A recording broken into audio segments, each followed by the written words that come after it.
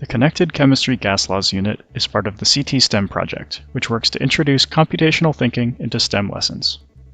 The unit is composed of 8 lessons and a pre- and post-assessment intended to be completed in about 10 consecutive class periods. Students are first introduced to concepts from kinetic molecular theory, like the inelastic nature of gas-particle collisions, the relationship between particle speed, energy, and temperature, and the definition of pressure as a force exerted by particles on a container. Later lessons address how these concepts and the behavior of individual particles give rise to the bulk properties of gases as described by the ideal gas law. Over the course of these lessons, students will address 2 NGSS core ideas. Students will develop and use computational models to observe how macroscopic properties of gases emerge from microscopic properties of gas particles, and how energy flows in the system can affect these properties. The lessons incorporate several NGSS science and engineering practices, including developing and using models, analyzing and interpreting data, and planning and carrying out investigations. They also address several cross-cutting concepts, such as patterns, energy and matter, systems and system models, and scale, proportion, and quantity. NGSS has placed a new emphasis on computational thinking and computational tools. In order to introduce computational thinking into these units, we focus on 4 computational thinking practices: data practices, modeling and simulation practices, systems thinking practices, and computational problem-solving practices. If you are interested in learning more about our computational thinking framework, please watch our computational thinking practices video. In order to help students gain an intuitive understanding of gas behavior, the lessons primarily employ agent-based models rather than descriptive equations to introduce phenomena. These are more approachable and interactive for students and can improve their understanding of where the equations come from and what they mean.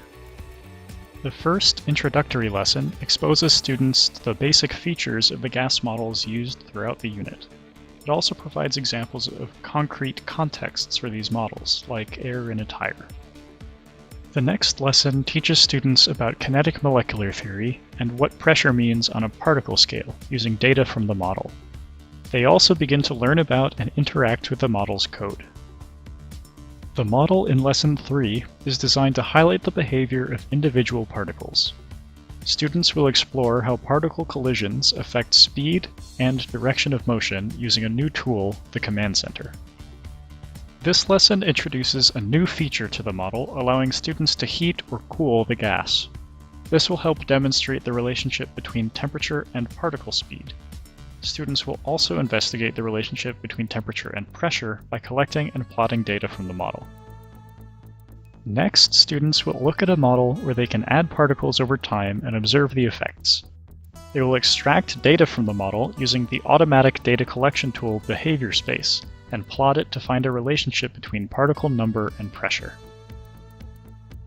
The model in Lesson 6 allows students to change the size of the gas container. They will collect data in the classroom using sealed syringes and in the model using Behavior Space to determine how volume and pressure are related. After investigating how temperature, volume, and particle number affect pressure independently, students will use a model which combines these features to learn about the ideal gas law.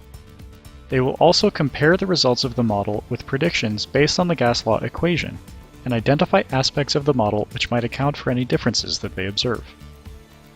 Finally, students will use a sandbox model and their understanding of gas laws to design their own investigations.